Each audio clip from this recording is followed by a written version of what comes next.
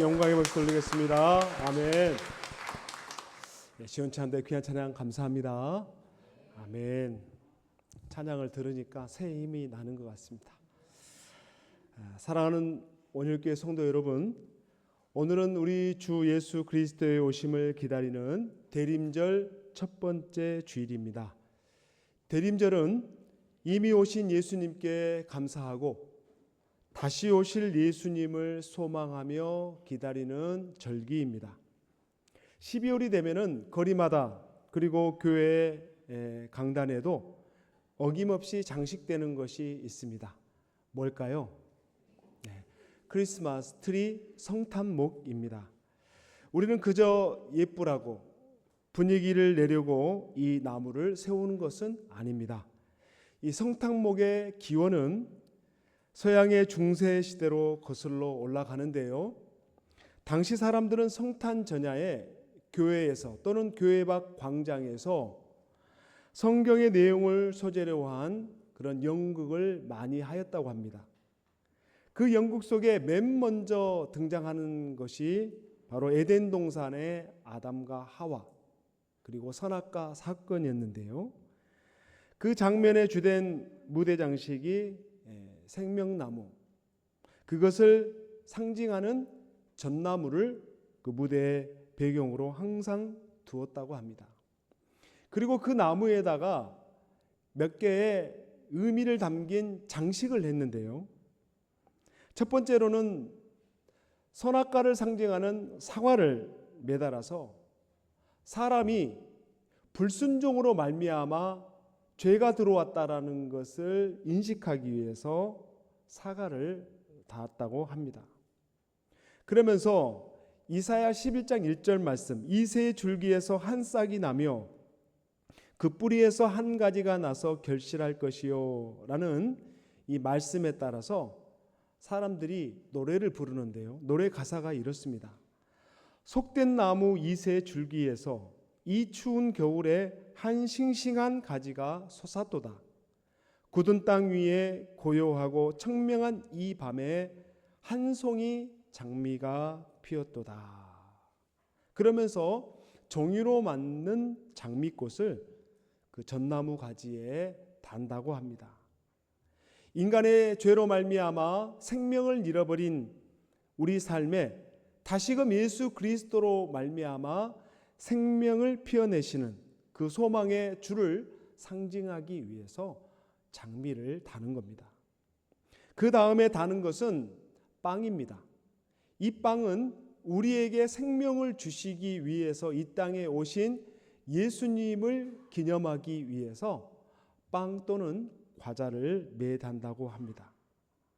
이렇게 성탄목 그 장식은 인간의 죄를 위해서 이 땅에 오신 예수님을 기억하고 그분께 감사하기 위해서 여러 가지 장식을 다는 겁니다. 그리고 그 이후에 이제 전나무를 베어다가 각 집에 장식을 하고 또 예배하기도 하였는데요. 17세기 넘어서는 촛불을 추가했는데 이 촛불은 세상의 빛으로 오신 예수님을 알리기 위해서 촛불을 매달았다고 합니다. 이것이 성탄목에 관한 유래입니다. 또 하나 성탄목에 관한 이거는 역사적 사실일 수도 있지만 전승되어 내려오는 하나의 전설이 하나가 있는데요. 8세기경 영국 출신 선교사님이었던 보니파키우스라는 선교사님이 게르민족을 대상으로 해서 기독교 복음을 증거했습니다. 그런데 이 게르민족 사람들은 하나의 이교도를 숭상하는 그런 풍습이 있었는데 마을의 큰 떡갈나무 나무 아래에서 동지 축제 기간에는 이 어린아이를 인신제물로 바쳐서 이교도 의식을 치르는 그런 끔찍한 악습을 행했다고 합니다. 이러한 모습을 보았던 보니파키우스 선교사님은 기도하면서 하나님이 주신 감동으로 이런 악습을 깨야 되겠다라고 결단을 하셨고 그 이교도 의식을 진행하는 그 날에 그곳에 가서서 오늘 밤에는 피를 흘리지 말고 이 귀한 어린 생명을 어머님의 품에 다시 돌려주기를 요청을 합니다. 왜냐하면 오늘은 전능하신 하나님의 아들이 태어나시는 날이고 인류의 구원자이신 예수님이 이 땅에 오신 날이기 때문에 더 이상 이와 같은 끔찍한 희생 제사를 드려서는 안 된다고 그렇게 강조했습니다. 그러면서 이 피의 떡갈나무가 여러분의 삶에 영향을 미치지 않도록 제가 주님의 이름으로 이 나무를 없애겠다라고 선포하면서 도끼로 그 나무를 찍어 무너뜨렸습니다. 이때 사람들은 이제 곧 신의 저주가 임할 것이라고 두려워했지만은 그 이후에 아무 일이 일어나지 않았습니다. 계속해서 선교사님은 말씀을 이어갑니다. 마침 떡갈나무 쓰러진 곳 옆편에 작은 전나무 한 그루를 발견하고 이렇게 말했습니다. 이 작은 전나무는 평화의 나무입니다. 이 나무는 그 잎이 항상 푸르릅니다. 이것은 곧 영원한 생명을 상징합니다. 또한 이 나무까지는 항상 하늘을 향해 뻗쳐오른 모습이기 때문에 이 나무는 예수님의 나무라고 말할 수 있습니다. 그러면서 이 아기 예수님의 탄생을 기억하고 예수님이 우리를 대신해서 희생 제물이 되었음을 상기시키기 위해서 이 전나무를 집에 가져다가 그 주위에 모여 하나님께 감사하고 은혜를 나누고 받은 바 선물을 함께 교환하는 그런 풍습이 생겼다고 합니다. 사랑하는 성도 여러분, 참나무와 전나무, 참나무는 잎이 넓고 대신 가을에 잎이 빨리 지는 낙엽수입니다. 옛 게르민족 이교도들이 우상으로 섬겼던 나무로 힘과 권위, 그러나 결국 사라지고 마는 세상의 허무함을 상징하기도 합니다. 반대로 전나무는 사시사철 푸르는 상록수입니다. 겨울에도 푸르기 때문에 항상 푸르는 색을 띤 나무라 하여 상록수라고 부릅니다. 이 나무를 통해 십자가에서 죽으시고 부활하신 예수 그리스도의 영원한 생명을 상징하고 있는 겁니다. 그리고 이 나무의 끝은 항상 하늘을 향해 있습니다. 우리의 소망을 하나님께 두고 살라라는 그런 메시지가 담겨 있는 것이죠. 성탄목 유래에 관한 두 개의 이야기 속에서 공통점이 뭐냐면은 성탄목은 단순한 장식물이 아니라 우상을 버리고 예수 그리스도를 주인으로 모시겠다라는 신앙 고백이며 우리 마음의 다짐이라는 겁니다. 오늘은 특별히 이 성탄목을 통해 예수 그리스도가 어떤 분인지를 우리가 묵상하고 주님의 은혜를 나누고자 합니다. 첫 번째로는 우리 다 같이 한번 읽어보겠습니다. 영원히 푸른 소망 생명이신 예수님. 이사야 9장 2절 말씀을 제가 읽겠습니다. 흑암에 행하던 백성이 큰 빛을 보고 사망의 그늘진 땅에 거주하던 자에게 빛이 비치도다. 선탕목에 주로 사용되는 나무가 무슨 나무라고 했습니까? 전나무입니다. 잎이 다 떨어지는 낙엽수가 아니라 겨울에도 그 푸르름을 유지하는 상록수인 전나무를 사용합니다. 그러므로 우리는 이 전나무를 통해서 예수님은 죄와 사망의 그 추운 겨울 속에서도 결코 망하거나 시들지 않는 영원한 생명이 되심을 상징하기 위해서 이 전나무를 사용하는 겁니다. 세상의 모든 것은요, 시간이 지나면은 시들어지고 마르고 사라집니다. 화려해 보였던 성공, 젊음, 그리고 우리가 그토록 의지했던 건강도 언젠가는 인생의 겨울을 만나게 되면은 그 생명의 잎이 하나씩 하나씩 떨어져 가는 겁니다. 이것이 죄 아래에 놓여 있는 인간의 운명입니다. 이사야 선지자는 이런 인간의 상태를 사망의 그늘진 땅에 사는 사람들이다라고 표현했습니다. 어느 날 이런 생각을 해봤습니다. 인생을 사계절로 비유를 해본다면 나는 지금 어느 계절에 있는가? 시편의 말씀처럼 사람이 강건하면 80이라고 했으니 80으로 인생의 날수를 정해보면은 저도 벌써 가을 중반을 넘어가고 있더라고요. 그래서 진짜 놀랐어요. 젊잖아요, 제가. 젊다고만 생각했는데 제가 어느덧 인생의 사계절에 가을 중반을 이렇게 넘어가는 거예요, 제가. 그래서 순간 놀랐어요. 이사야의 표현대로 저와 여러분은 어쩌면 사망의 그늘진 곳으로 지금 내려가고 있는 겁니다. 그런데 예수님은 다릅니다. 그분은 한겨울의 추위와 눈보라 속에서도 생명력을 잃지 않는 저 푸른 전나무처럼 사망 권세를 깨뜨리고 부활하셨습니다. 왜 그렇습니까? 그 예수님 안에는 생명이 있기 때문에 그렇습니다. 요한복음 1장 4절에 보니까 그 안에 생명이 있으니 이 생명은 사람들의 빛이다 라고 말했습니다. 예수님 안에 뭐가 있다고요? 생명이 있는 거예요. 생명의 원천이 바로 예수 그리스도임을 믿습니다. 예수님 안에 있는 이 생명은요, 환경에 좌우되는 생명이 아닙니다. 고난이 와도 질병이 와도 심지어 육체의 죽음이 와도 결코 무너지지 않는 영원한 생명이라는 거예요. 헬라어에서는요, 이 생명을 두 가지로 표현하는 단어가 있습니다. 첫 번째는 비오스라는 단어인데요, 이 단어의 뜻은 육체적 생명을 의미합니다.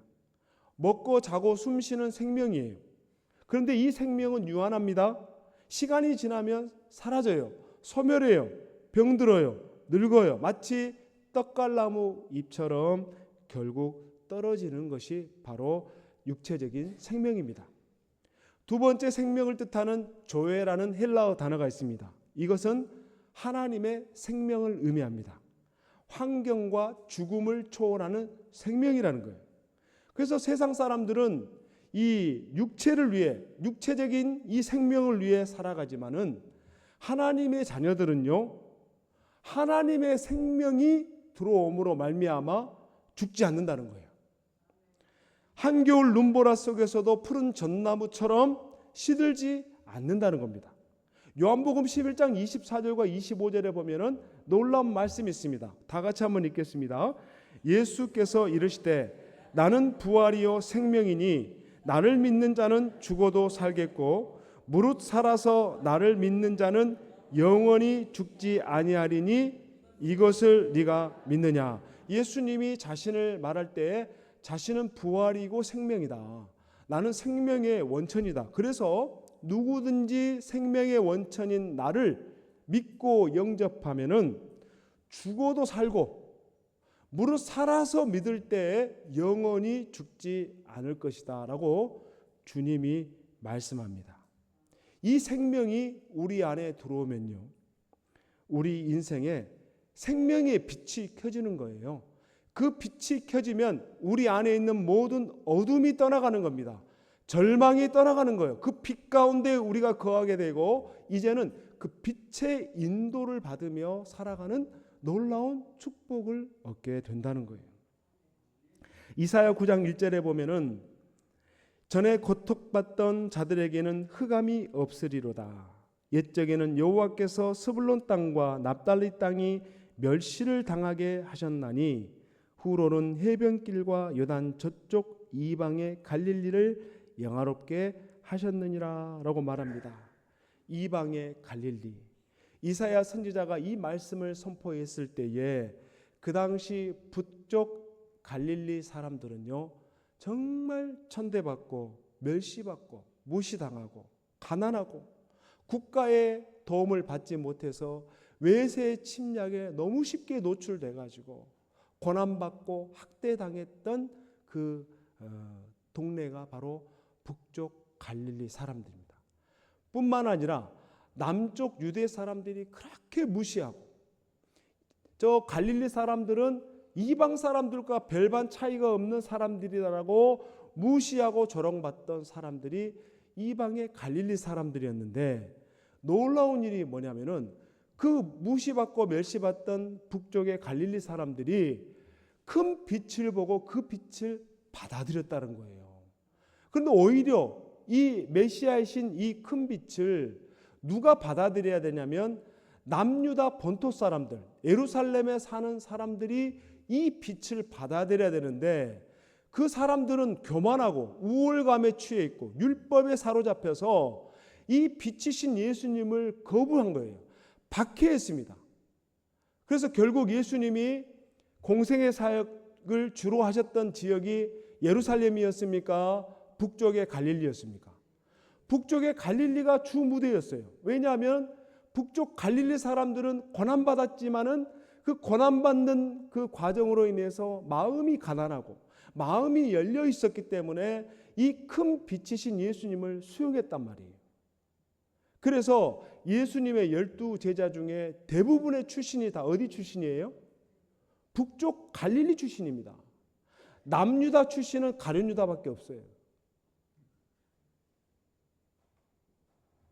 그러므로 이 빛이신 예수님을 이 이방의 갈릴리 사람들처럼 어떻게 해야 되느냐? 마음을 열고, 고난당할 때 내가 마음을 열고 우리 빛이신 생명이신 예수님을 내 마음에 영접하고 살아가면은 이 북쪽에 무시받던 갈릴리 사람들이 훗날 예수님을 영접함으로 그 빛이신 예수님을 받아들임으로써 놀라운 축복의 역사가 일어나게 된다는 거예요. 어떻게 보면 저와 여러분이 북쪽의 갈릴리 출신과 같은 사람들 아니겠습니까?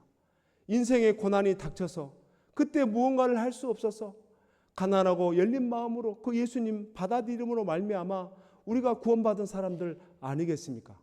여전히 저 세상 밖에 예수님 없이도 충분히 살아갈 수 있고 능력 있고 재력이 있고 건강이 있고 미래가 창창한 사람들에게 이 예수님을 영접하겠습니까?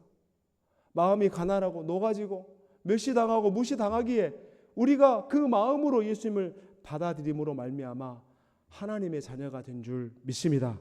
두 번째로는 어둠을 밝히는 빛, 세상의 빛이신 예수님입니다. 이사야 9장 2절을 다시 한번 우리 다 같이 읽어보겠습니다. 흑암에 행하던 백성이 큰 빛을 보고 사망의 그늘진 땅에 거주하던 자에게 빛이 비치도다. 아멘. 성탄목의 두 번째 특징은 바로 나무에 매달려 있는 촛불입니다. 촛불은 어떤 면에서 성탄목의 하이라이트예요. 왜냐하면 예수님은 이 세상에 빛으로 오셨기 때문에 성탄목에 반드시 있어야 될 것이 바로 빛이에요. 오늘 이사야 9장 2절에 보면은 흑암에 행하던 백성이 큰 빛을 보았다. 예수님 오시기 전에 이 세상이 어떤 상태였는가? 영적인 흑암이었다는 거예요. 죄가 죄인 줄도 모르고 나는 어디서 와서 어디로 가는 줄도 모르는 그런 허무한 인생, 공허한 인생, 어둠에 사로잡힌 인생을 우리가 살고 있었다는 거예요.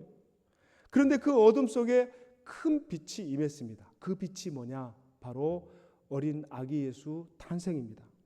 이사야 9장 6절에서 이렇게 말합니다. 이는 한 아기가 우리에게 낳고 한 아들을 우리에게 주신 바 되었는데 그의 어깨에는 정사를 메었고 그의 이름은 기묘자라 모사라 전능하신 하나님이라 영존하시는 아버지라 평강의 왕이라 할 것임이라. 이 어둠의 땅에 빛이 내려왔는데 그 빛이 바로 이 아기 예수 탄생을 의미하는 겁니다. 이 예수님이 이 땅에 오심으로 나타나는 두 가지 역사가 있었는데 첫 번째로는 드러남의 역사입니다. 빛이 들어오니까 빛이 어둠 속에 빛이 비치면은 밝아질 뿐만 아니라 캄캄해서 보지 못했던 더러움들이, 먼지들이 눈으로 들어오는 거죠. 마치 예수님이, 빛이신 예수님이 저와 여러분의 심령에 들어오게 되면은 우리 안에 기존에 있었던 더러움과 추함과 먼지들이 다 드러나게 된다는 거예요. 그러면 이걸 왜 드러나게 하시느냐?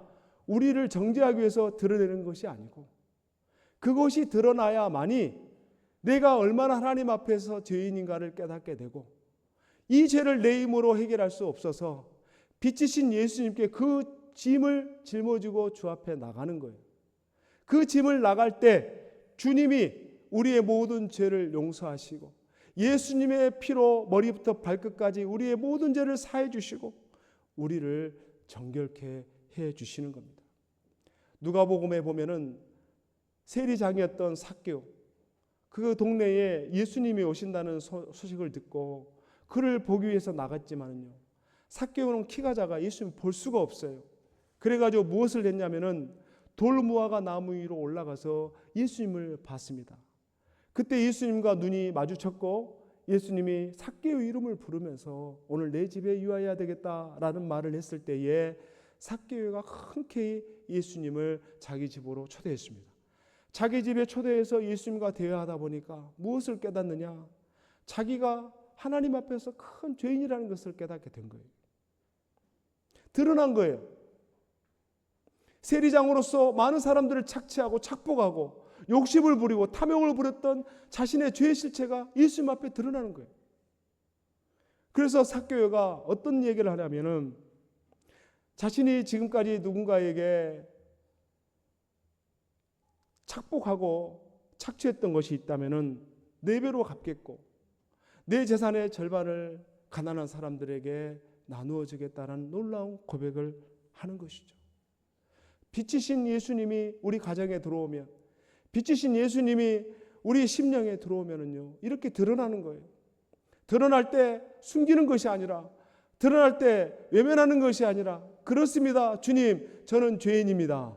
주님, 저는 죄인입니다를 인정하고 주님께 이 나의 모든 죄를 용서해 주시기를 주 앞에 나갈 때에 주님이 나의 모든 죄를 사해 주실 줄 믿습니다. 두 번째로 생명의 빛이신 예수님이 우리 심령에 들어오면은 하나님의 인도를 받기 시작합니다. 캄캄할 때는요, 어디가 길인지 몰랐어요. 어디로 가는 것이 정답인지 몰랐어요. 안 보이니까, 가려져 있으니까, 죄로 어두워져 있으니까 볼 수가 없는 거예요. 보아도 보지를 못하는 맹인이 된 거예요. 그러나 빛이 들어오면은 우리 눈이 밝아집니다. 그리고 그 빛이 보입니다. 그 빛을 따라 우리가 한 걸음 한 걸음 믿음의 발걸음을 내딛다 보면은 내가 구원의 길로 가고 있고 생명의 길로 가고 있는 거예요. 과거에 이 빛이 없었을 때는 내가 어둠 그 자체였고 내가 행하는 모든 발걸음들이 바로 생명의 길이 아니라 사망의 길로 내가 내리닫고 있었다라는 사실을 깨닫게 되는 거죠. 세상에 빛이신 예수님이 우리 안에 들어오게 될 때에 우리가 그 빛을 받아 그 빛 가운데로 인도함을 받는 놀라운 축복을 누리게 되는 거예요. 그러니 사랑하는 원인의 모든 성도 여러분, 이 빛이신 생명의 빛이신 예수님을 우리가 인격적으로 영접하며 살아가야 하지 않겠습니까? 그 빛 가운데 우리 죄가 드러나면 회개하고 또 그 빛 가운데로 하나님의 인도함을 받는 저와 여러분 될 수 있기를 바랍니다. 세 번째로 성탄목에 관한 말씀을 준비하면서 개인적으로 꼭 좀 추가해서 달았으면 좋겠다라는 장식이 있습니다. 그거는 바로 별입니다. 마태복음 2장 2절에 보면 유대인의 왕으로 나신 이가 어디 계시냐? 우리가 동방에서 그의 별을 보고 그에게 경배하러 왔노라 하니. 원래 성탄목의 클래식 버전은 별을 달지 않습니다. 아까 말했던 것처럼 사과, 빵, 촛불, 장미 이 4가지를 답니다. 그런데 이 대림절의 가장 하이라이트는 예수님이거든요. 그 예수님이 마태복음에 보면은 동방의 박사들이 그 별을 보고 그분께 경배하기 위해서 예루살렘을 방문했습니다. 그럼 그 별이 의미하는 게 뭐냐? 바로 가장 높은 곳에 하나님의 영광이신 예수 그리스도, 온 인류를 구원하기 위해 이 땅에 오신 만왕의 왕이신 예수님을 상징하는 거죠. 성탕목을 장식할 때에 왕이신 예수님, 가장 높은 곳에는 하나님께 영광이라는 의미가 담겨 있는, 그래서 성탕목 가장 높은 곳에 이 별, 다윗별이 아닙니다. 다윗별은 유대교를 상징하는 별이고, 베들레헴의 별, 우리 예수님 왕이심을 상징할 수 있는 그 별을 다는 것도 성탄목에 중요한 의미가 있지 않겠나라는 생각을 해보게 됩니다. 우리는 그 별을 보면서 내 인생의 주인이 누구인가? 우리는 예수님이 내 인생의 주인이라고 말은 하지만 어떤 경우에는 돈이 내 인생의 주인이 되어 있고, 어떤 경우는 자식이 내 인생의 주인이 되어 있고, 어떤 경우에는 내 자존심이 내 인생의 주인이 되어서 그렇게 혈기를 부리며 살아갈 때도 있는 것이죠. 그러나 오직 우리 인생의 참 주인은 예수님, 우리 인생의 진정한 왕은 예수님임을 믿고 그 믿음의 고백을 가지고 이 별을 달면 어떨까? 이런 생각을 해보게 됩니다. 우리는요, 이 땅에 발을 딛고 살아가는 사람이지만 결국 하늘을 바라보며 사는 사람들입니다. 다시 오실 예수 그리스도의 그 영광을 소망하면서 그렇게 주님과 동행하는 복된 삶이 바로 이 시대를 살아가는 성도의 삶인 줄 믿습니다. 말씀을 맺습니다. 이제 거리마다 또는 교회 안팎으로 설치된 이 성탄 트리를 보면서 여러분 세 가지를 꼭 기억해 주시기를 바랍니다. 푸른 전나무를 보면서 예수님은 나의 영원한 생명이십니다. 화려한 불빛을 보면서 예수님은 내 어둠을 밝히시는 빛이십니다. 별을 보면서 예수님은 나의 왕이십니다. 이런 고백을 하나님께 올려드리는 저와 여러분 될 수 있기를 주님의 이름으로 축원합니다. 아멘. 기도하겠습니다. 하나님 아버지, 흑암과 같은 이 세상에 참 빛으로 오신 예수님을 찬양합니다. 사망의 그늘진 땅에 살던 우리에게 찾아오셔서 시들지 않는 영원한 생명을 주시고 천국 가는 길 비춰주시니 감사합니다. 이번 대림절 기간 가운데 예수님은 나의 왕이십니다. 예수님은 빛이십니다. 예수님은 나의 영원한 생명이십니다. 라는 놀라운 고백을 하나님께 올려드리며 이 대림절 기간 세상의 어둠을 밝히는 작은 예수로 소망 잃지 않고 만왕의 왕이신 예수님과 동행하며 살아갈 수 있도록 사랑하는 성도들의 모든 여정과 발걸음을 축복하여 주시옵소서. 좋으신 예수님의 이름으로 간절히 기도하옵나이다. 아멘.